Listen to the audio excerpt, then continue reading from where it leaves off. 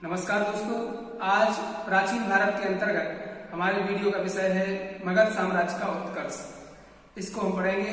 मगध की शुरुआत कहाँ से हुई, किन राजाओं ने शुरुआत में इसमें शासन किया, कैसे ये समृद्धशाली बना, इन सब बिंदुओं पर आज चर्चा करेंगे। तो आइए देखते हैं मगध साम्राज्य का उत्कर्ष। मगध राज्य का उत्कर्ष। तो मगध इतना विशाल और इतना महान साम्राज्य बन गया, इसके लिए उसकी प्राकृतिक बनावट, उसके महान राजा जैसे कि बिंबिसार, अजातशत्रु, महापद्मनंद, इसके अलावा गंगा और सोन नदियों के बीच में इसका स्थित होना। गंगा, सोन जैसी उपजाऊ नदियां वहां थी जहां कृषि की दृष्टि से बहुत सारी चीजें वहां उपलब्ध थी और बड़ा उपजाऊ था। इसके अलावा लोहे का विकास, लोहे की खोज, लोहे की छठी शताब्दी के बाद लोहे की खोज शुरू हो गई थी और कृषि में लोहे का उपयोग होने लगा था। इन सब कारणों से और घने जंगलों का होने के कारण वहां पर लकड़ी, हाथी दांत और अन्य बहुमूल्य चीजें जंगलों से प्राप्त होती हैं, वो सभी मगध में उपलब्ध होती थी, जिससे मगध व्यापारिक रूप से और कृषि के क्षेत्र में बहुत समृद्धशाली और संपन्न राज्य बन गया। और अब मगध राज्य का उत्कर्ष, मगध का जो प्राचीन वंश था, प्राचीन मगध के बारे में हमें जानकारी पुराणों और महाभारत से होती है। पुराणों और महाभारत से हमें यह ज्ञात होता है कि प्राचीन मगध साम्राज्य का संस्थापक बृहद्रथ था, जो कि वसु का पुत्र था, और बृहद्रथ का पुत्र ही जरासंध था। महाभारत कालीन जरासंध इन्हीं बृहद्रथ का पुत्र था और वो मगध का राजा था। तो प्राचीन मगध साम्राज्य का संस्थापक बृहद्रथ था। आधुनिक काल में जब मगध का प्रारंभ होता है तो वो हर्यक वंश से होता है। हर्यक वंश 544 ईसा पूर्व से 412 ईसा पूर्व। हर्यक वंश का संस्थापक बिंबिसार था। बिंबिसार एक महान राजा था। इसका शासनकाल 544 ईसा पूर्व से 492 ईसा पूर्व तक है। यह मगध का सबसे प्रतापी राजा था। बिंबिसार ऐसा प्रथम राजा था जिसने प्रशासनिक व्यवस्था पर बल दिया। जैन साहित्य में बिंबिसार को शरणिक कहा गया है। इसने वैवाहिक संबंधों के द्वारा अपने राज्य का विस्तार किया, जैसे कि इसने लिच्छवी गणराज्य के शासक चेतक की पुत्री चेल्ला या छल्ला से विवाह किया। इसने कौशल नरेश प्रसेनजित की बहन महाकौशला से विवाह किया और दहेज में इसे काशी की प्राप्ति हुई। काशी उस समय 1 लाख वार्षिक आय वाला राज्य था, तो इसे काशी प्राप्त हुआ। इसके अलावा इसने मध्य प्रदेश, आधुनिक पंजाब की राजकुमारी क्षेमा से विवाह किया। यह महात्मा बुद्ध का मित्र भी था और उनका संरक्षक भी था। इसने बुद्ध की सहायता के लिए अपने राज्यवैद्य जीवक को भेजा। जीवक बिंबिसार का राज्यवैद्य था और जीवक के बारे में कहा जाता है कि यह एक राजगृह की एक गणिका का पुत्र था। बचपन में जब ये पैदा हुआ तो लोक लाज के भय से इसे एक जंगल में कूड़े के ढेर में फेंकवा दिया गया, और जब वहां से बिंबिसार के पुत्र राजकुमार अभय गुजर रहे थे तो उन्होंने देखा उस बालक को पड़े हुए, तो वो अपने उसे साथ ले आए और उसकी शिक्षा दीक्षा का प्रबंध किया और उसे पढ़ाया लिखाया। बाद में उसे पढ़ने के लिए, आगे की शिक्षा के लिए तक्षशिला भेजा, जहां इसने चिकित्सा शास्त्र में अपनी ख्याति अर्जित की और ये वहां का मगध का राज्यवैद्य बन गया। तो इसी जीवक को जब महात्मा बुद्ध बीमार हुए तो इसी जीवक को बिंबिसार ने उनकी सेवा के लिए भेजा। इसी तरह से बिंबिसार ने जीवक को अवंती के राजा चंद्रप्रद्योत जब पीलिया रोग या पांडु रोग से ग्रसित हो गए तो उनकी सेवा के लिए भी भेजा था। इसने बौद्ध तथा जैन दोनों मतों को संरक्षण दिया, लेकिन बाद में ये बौद्ध महात्मा बुद्ध से मिलने के बाद इसने बौद्ध धर्म ग्रहण कर लिया। बिंबिसार ने अन्य देश के राजा ब्रह्मदत्त को हराकर उसके राज्य को मगध में मिला लिया और मगध की सीमाओं का विस्तार किया। इसी तरह से बिंबिसार ने राजगृह या राजगीर नामक एक नवीन नगर बसाया और उसे अपनी राजधानी बनाया। इसके पुत्र अजातशत्रु ने 492 ईसा पूर्व में इसकी हत्या कर दी। इसकी हत्या के विषय में यह कहा जाता है कि इसकी हत्या अजातशत्रु ने बुद्ध के विरोधी राजकुमार देवव्रत के कहने पर की थी, जो कि बुद्ध के विरोधी थे, बुद्ध से चचेरे भाई थे और बुद्ध से उनकी बढ़ते हुए प्रभाव को देखकर बहुत जला करते थे और उन्होंने भगवान बुद्ध को मारने के कई प्रयास भी किए थे। लेकिन उन्हीं देवव्रत के कहने पर ही अजातशत्रु ने बिंबिसार को बंदी बना लिया और जेल में घोर यातनाएं दी और उन यातनाओं के कारण उनकी मृत्यु हो गई। बौद्ध ग्रंथ महावंश के अनुसार बिंबिसार ने 52 वर्ष तक राज्य किया। अजातशत्रु या पुलिन 492 ईसा पूर्व से 460 ईसा पूर्व। तो बिंबिसार को मारकर उसका पुत्र अजातशत्रु मगध की गद्दी पर 492 ईसा पूर्व में बैठा। यह घोर साम्राज्यवादी शासक था। इसने अपने योग्य मंत्री बरसकार की सहायता से वैशाली पर विजय प्राप्त की और काशी और वैशाली को मिला दिया। इसके अलावा कौशल नरेश प्रसेनजित को भी इसने हराया और इसकी कौशल नरेश प्रसेनजित से इसके युद्ध का कारण था इसकी प्रसेनजित की बहन महाकौशला, जो कि बिंबिसार की मृत्यु से इतनी आहत हुई कि वह खुद मर गई, उसकी मृत्यु हो गई दुखी होकर। तो इससे प्रसेनजित बहुत नाराज हो गए और उन्होंने अजातशत्रु के खिलाफ युद्ध की घोषणा कर दी, जिसमें प्रसेनजित की हार हुई और बाद में एक समझौता हुआ जिसमें प्रसेनजित को अपनी बहन बाजरा का विवाह अजातशत्रु से करना पड़ा। इसके अलावा इसने जैन तथा बौद्ध धर्म दोनों को संरक्षण दिया। ठीक है। इसके शासनकाल के 8वें वर्ष में बुद्ध को महापरिनिर्वाण की प्राप्ति हुई 483 ईसा पूर्व में, अर्थात बुद्ध भगवान ने अपना शरीर त्याग दिया। इसने बुद्ध के अवशेषों पर राजगृह में एक स्तूप का निर्माण करवाया। इसके शासनकाल में 483 ईसा पूर्व में ही राजगृह की सप्तपर्णी गुफा में प्रथम बौद्ध संगति का आयोजन हुआ। इस बौद्ध संगति में विनय पिटक और शुद्ध पिटक की रचना हुई। इसने 32 वर्ष तक शासन किया। इसकी हत्या इसके पुत्र उदयन ने कर दी।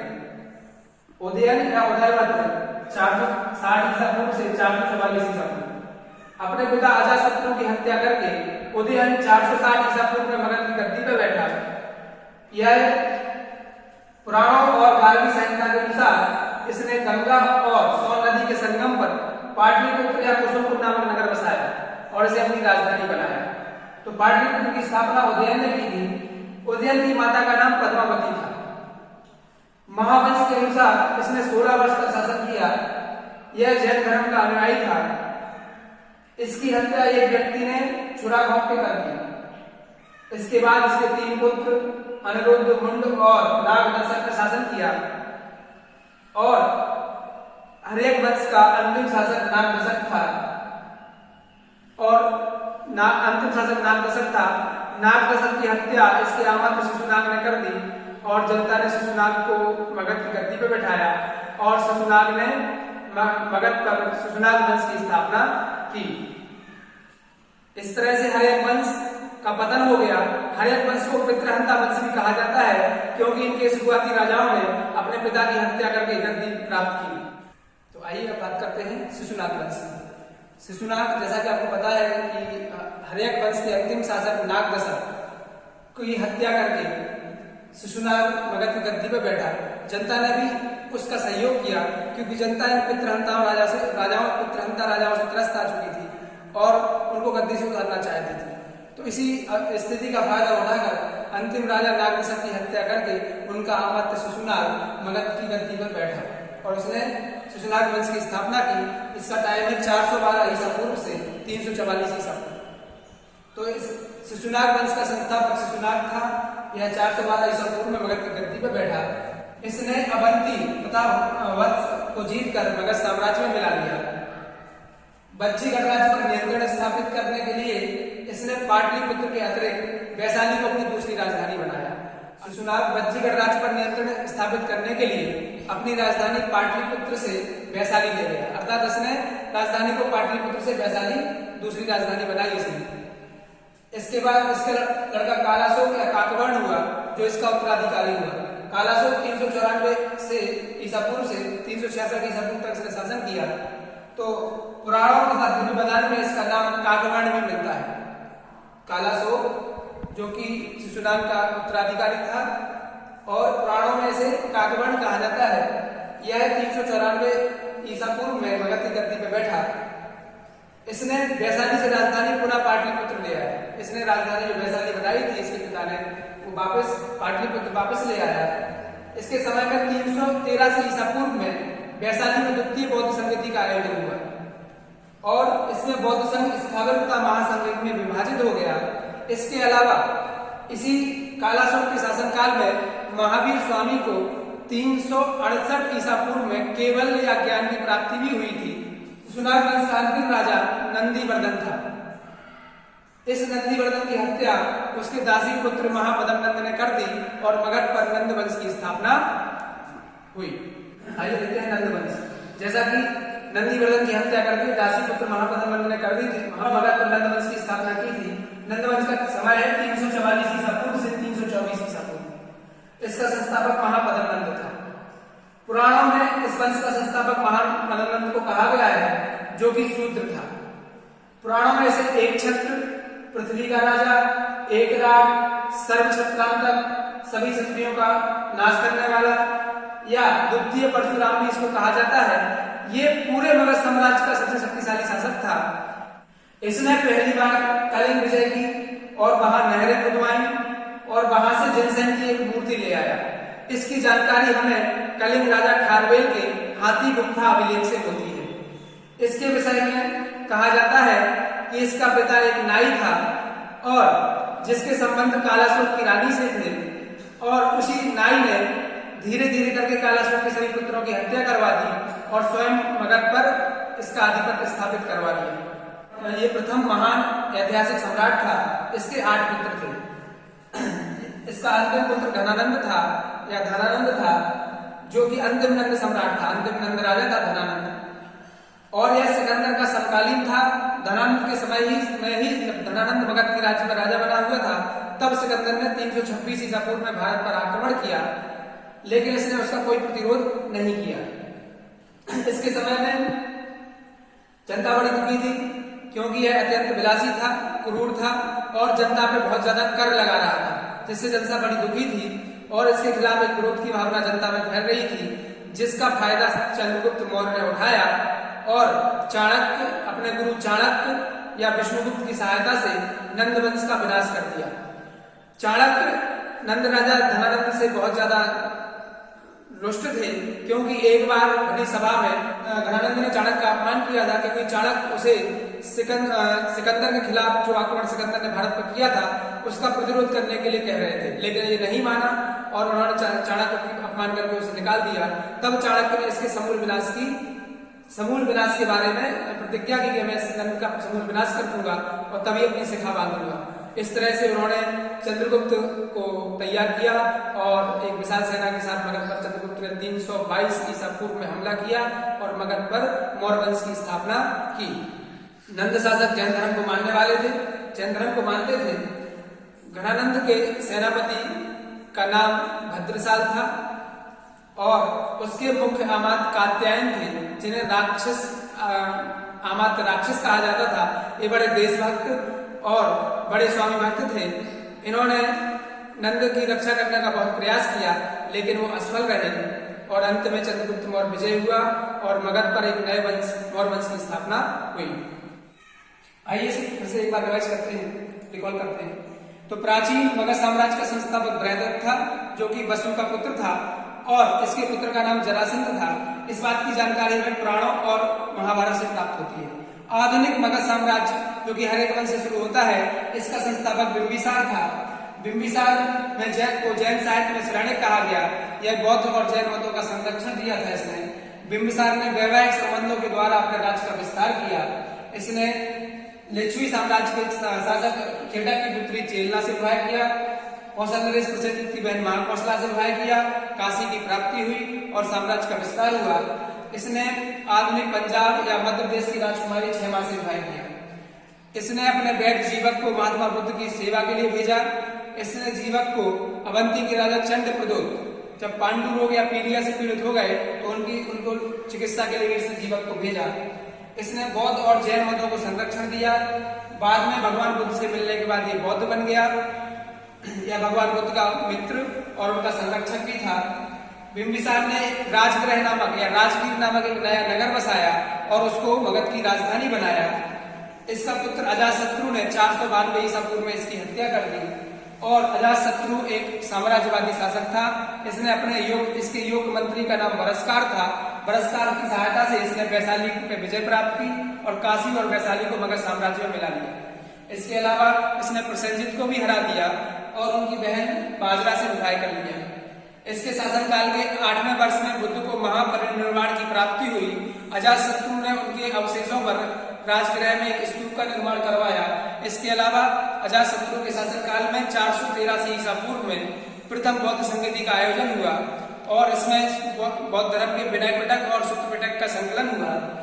इसने 32 वर्ष तक शासन किया और ये बौद्ध संगति राजगृह की सप्तपर्णी गुफा में हुई थी। इसके पुत्र उदयन ने 460 ईसा पूर्व में इसकी हत्या कर दी और स्वयं मगध की गद्दी पर बैठा। उदयन ने पाटलिपुत्र जो कि गंगा और सोन नदी के किनारे है, उस किनारे में पाटलिपुत्र या पाटलिग्राम या कुसुमपुर नामक नगर बसाया और उसे मगध की नई राजधानी बनाया। महावंश के अनुसार उदयन ने 16 वर्ष तक शासन किया। यह जैन मत को मानने वाला था और एक व्यक्ति ने इसकी हत्या कर दी और इस वंश का अंतिम राजा नागदशक था, जिसकी हत्या शिशुनाग ने कर दी और शिशुनाग वंश की स्थापना की। तो शिशुनाग ने हरेक वंश के अंतिम शासक नागदशक को मारकर मगध पर शिशुनाग वंश की स्थापना 412 ईसा पूर्व में की और यह 394 ईसा पूर्व तक शासक बना रहा। इसने अवंती और वत्स को जीता और मगध साम्राज्य का विस्तार किया। इसने बच्चीगढ़ राज्य पर नियंत्रण स्थापित करने के लिए पाटलिपुत्र से राजधानी वैशाली स्थानांतरित की। इसका उत्तराधिकारी इसका लड़का कालाशोक हुआ जो 394 ईसा पूर्व में मगध की गद्दी पर बैठा। इसे पुराणों में काकवर्ण कहा जाता है। इसने फिर से राजधानी वैशाली से पाटलिपुत्र ले आया और इसके समय में 383 ईसा पूर्व में द्वितीय बौद्ध संगति का आयोजन हुआ और शिशुनाग वंश का अंतिम राजा नंदीवर्धन था, जिसकी हत्या इसके दासी पुत्र महापद्म नंद ने कर दी और मगध पर नंद वंश की स्थापना की। नंद वंश का संस्थापक महापद्म नंद था। ये बहुत शक्तिशाली शासक था। ये पूरे मगध साम्राज्य का शक्तिशाली शासक था। इसे पुराणों में से पृथ्वी का राजा, एकराट, सर्वशत्रांतक और द्वितीय परशुराम कहा गया है। इसने सबसे पहले कलिंग पर हमला किया और कलिंग पर अधिकार कर लिया। कलिंग पर हमला करने वाला ये पहला मगध का शासक था और वहां नहरें खुदवाई। वहां से जिनसेन की मूर्ति ले आया था, जिसे बाद में कलिंग राजा खारवेल ने वापस मगध पर हमला करके छीन लिया था। वापस वो कलिंग ले गए थे। इन सब की जानकारी हमें हाथी गुम्फा अभिलेख से प्राप्त होती है, जो खारवेल का अभिलेख है। इसके 8 पुत्र थे और घनानंद इसका अंतिम पुत्र था, जो कि मगध का अंतिम राजा था। घनानंद की हत्या चंद्रगुप्त मौर्य ने चाणक्य की सहायता से कर दी और मगध पर एक नए वंश मौर्य वंश की स्थापना की। यदि आप इस चैनल पर नए हैं तो आप हमारे चैनल को सब्सक्राइब करें और आप हमारे इंस्टाग्राम और टेलीग्राम पर भी जुड़ सकते हैं। वहां आपको प्रतिदिन की करंट अफेयर्स और नई नई जानकारियां मिलेंगी। आपका बहुत बहुत धन्यवाद और जो भी आपको त्रुटि लगे उसके लिए आप कमेंट भेजते रहें।